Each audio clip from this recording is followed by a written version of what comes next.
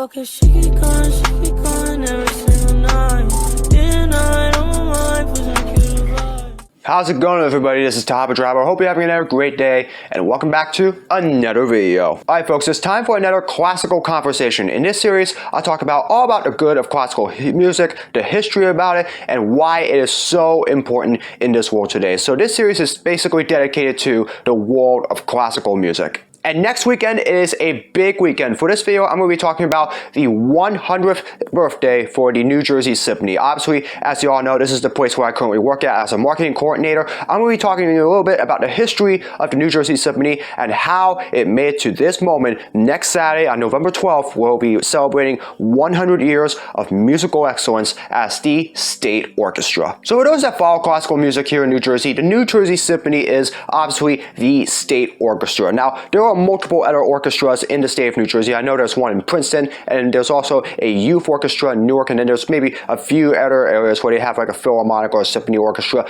But the reason why that the New Jersey Symphony is the state orchestra is because we perform at more than one location. Now, yes, obviously we perform in Newark, but we also perform in New Brunswick, where I was at last weekend. We also perform in Morristown. We also perform in Red Bank, and we also perform in Princeton, where I was at once earlier this year. So obviously we perform everywhere. And because of that, we get more recognition than any of the other orchestras in the state of New Jersey. But its history traces all the way back to 1922, nearly 100 years ago. Back in November 27th of 1922, that was the very first performance of the New Jersey Symphony, which then went by a completely different name. I don't remember exactly what the name of it was, but they performed at a concert in Montclair. Now, obviously at the time, it was only around like 15 or 20 members of that orchestra. I don't remember exactly the exact count of members at that time, but it was very small at the time. So it was a really big startup orchestra that was really looking to get right into the swing of things. Obviously, that day in 1922 would be the very beginning of what would be the New Jersey Symphony. And since then, you know,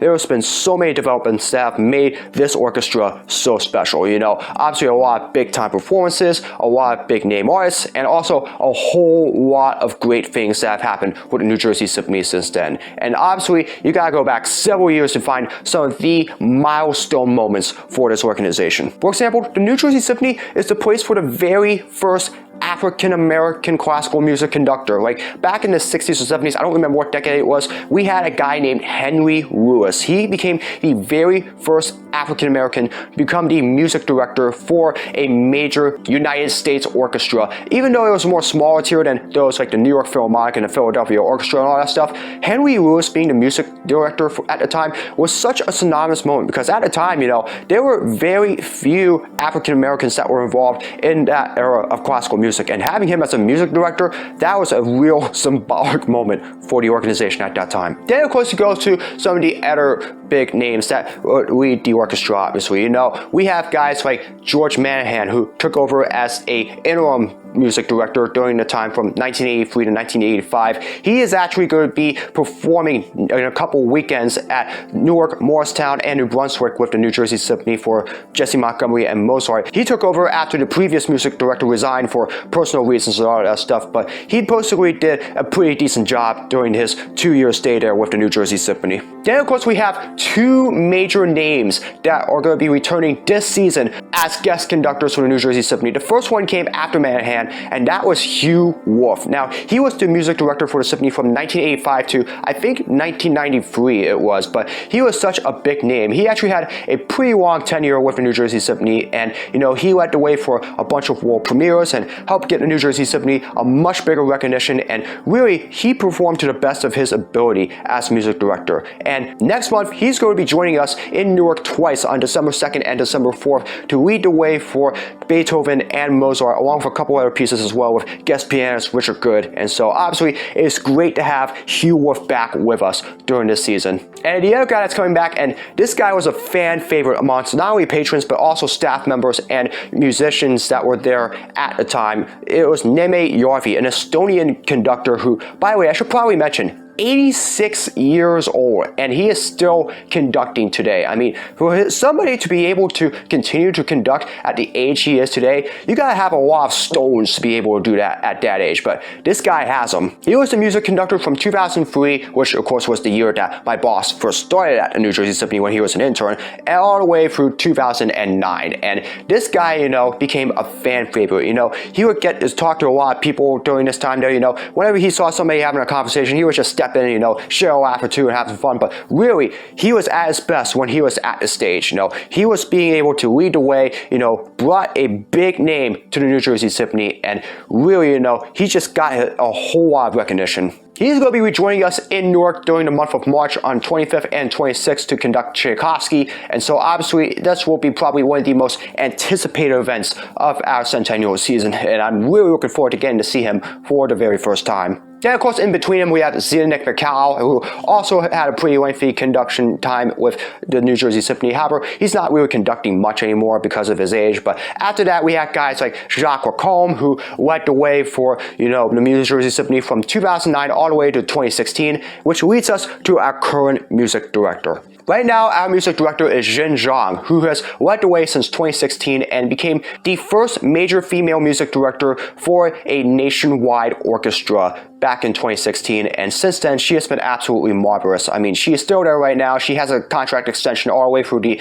26-27 season, and ever since then, she has generated a new generation of performance. She has led the way for a whole bunch of new things that have happened since her arrival. First off, it's the Lunar New Year celebration. That started upon her arrival. I think she was one of the main influencers in making that happen. I was going to see it earlier this year when it was still the 21-22 season, but unfortunately it got snowed out. But hey, we did a great job having it virtually. But she also led the way for a whole bunch of other things. For example, the Colton Fellowship, where, we have like these Latino or Latina and African American performers that will join us for at least a year or two. That's been a major contribution. At that, we also had a couple of major films that got Emmy Awards, and she was a part of one of them, Emerge. She led the way in directing the 3-part trilogy of Emerge, which took place during the coronavirus pandemic, and, we ended up receiving a Mid-Atlantic Emmy Award as a result of that. And that was a really big milestone for the New Jersey Symphony as a result, and it's one of perhaps the single biggest accomplishments that you can possibly think about. And yeah, Jin Zhang is probably going to go down, whenever she does leave the New Jersey Symphony, as perhaps one of the greatest music directors of all time. She has done such a marvelous job since she joined, and it's just a pleasure to have her as the music director at the organization that I work at. I mean, I haven't met her yet personally. I still haven't had a face-to-face conversation with her, but man, I would really love to know how she is able to do it, because this woman is a legend. And of course, the New Jersey Symphony has held quite a ton of world premieres. Like, for example, last season, we have our resident artistic catalyst, Daniel Bernard Romain. He did a lot to bring a couple new pieces last season. He's also going to have one more new piece this season, which comes at the very end of the season. I'm really looking forward to getting to hear that out of DBR. And also, we have a whole bunch of great performers that have performed with us over the years. Guys like Michelle Kennedy, Finn Brofman, who have already performed with us this year. And we have a whole bunch of other big names that will be performing with us as well. Daniel Trifanoff,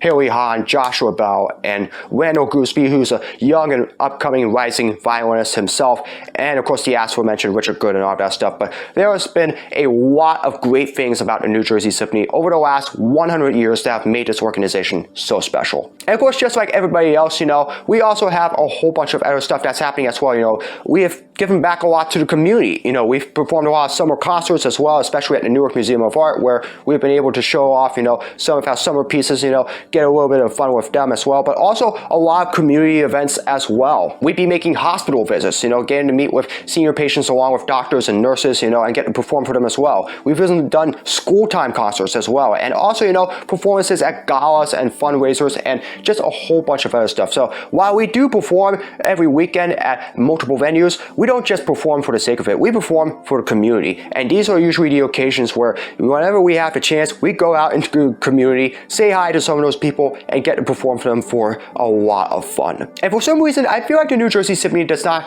get the credit that it really deserves. I really think that is, if we had a top 25 rankings system for, all the symphony orchestras, just like we do in college football and basketball and all that stuff, I feel like the New Jersey Symphony should be somewhere in that top 25, because the New Jersey Symphony has done so much to be able to do what it has been able to do and make it to 100 years the way it has been able to, especially with all, the trauma that may have taken place during those times, all the controversies sometimes as well, and really just, to come through and to be able to make it to this moment is really because of all the hardworking men and women, including me, that has been able to help get the New Jersey Symphony to where it is now. And considering the fact that it was the New Jersey Symphony Orchestra when it started, I was a part of their rebranding effort and also, their efforts to be able to announce the centennial season as well.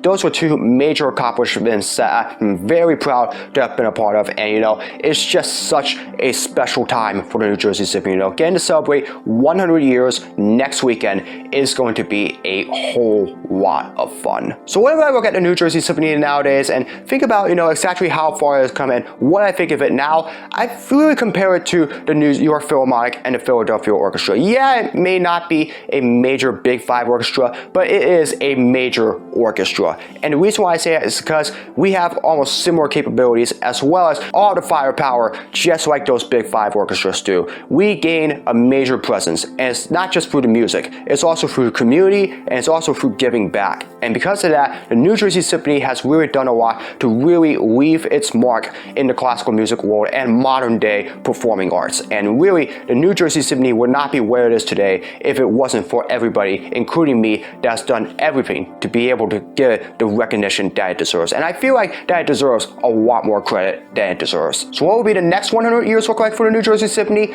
To be honest with you, I really do not know. I feel like that, anything could happen, because obviously I'm not going to be staying there forever, but I do know that the next generation of guys that ultimately come in and work at the New Jersey Symphony, whether it's in the musician staff or just the administrative staff as well, I know that they're going to come up with a lot of great brand new things that are going to help bring the New Jersey Symphony to the next level, and maybe make it, if we end up expanding from Big 5 to Big 10 or Big 15, something like that, get somewhere in that ranking, because this is an orchestra that really cares about its citizens, and I'm very proud to be a part of this organization. I can't wait to see what the next 100 years is like. So yeah, basically this celebration next weekend is basically the culmination of 100 years of the New Jersey Symphony. I'm really excited to get to be a part of that. This is going to be so much fun, and I can't wait to be a part of it. Unfortunately, tickets were sold out for this concert, so if you haven't gotten a ticket, unfortunately, we're not going to be able to see you there next weekend. I'm really sorry about that. But for those that are attending, that are watching this video, hey, I hope to see you there, because I know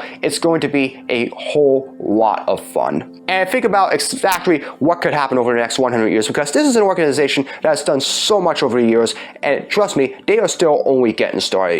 Who knows exactly what the New Jersey Symphony will do next to really reach that high level status that I truly believe we deserve to be at right now. Everybody that has worked at the organization over the last 100 years deserves a huge shout out and a lot of credit, and I really cannot wait for next weekend. And so for everybody that will be there, I can't wait to see you all. I can't wait to celebrate 100 years of the New Jersey Symphony, and I really feel like it is one of the top symphony orchestras in the entire United States. So with that being said, if you are a follower of the New Jersey Symphony or a fan of classical music, if you have followed this organization before, what is your favorite memory from the New Jersey Symphony? I'm pretty sure that there are quite a few that are in your heads that I think you can come up with, so feel free to let me know down in the comments, and I'll be more than interested in hearing them. Anyways, that's going to do it for this video. I hope you all enjoyed it. As always, if you'd like to see more of my content, be sure to subscribe and hit the notification bell so you know when my latest video is released. Comment below for future suggestions for all my videos, whether it's vlogs, projects, or challenges, you name it, leave it in the comments below and I'll do my best to make them. As always, follow me on my social media. All the links are in the description below. That's going to do it for another video. I hope you all are having another great day. As always, I hope to see you all again in another video very soon. So long, everybody.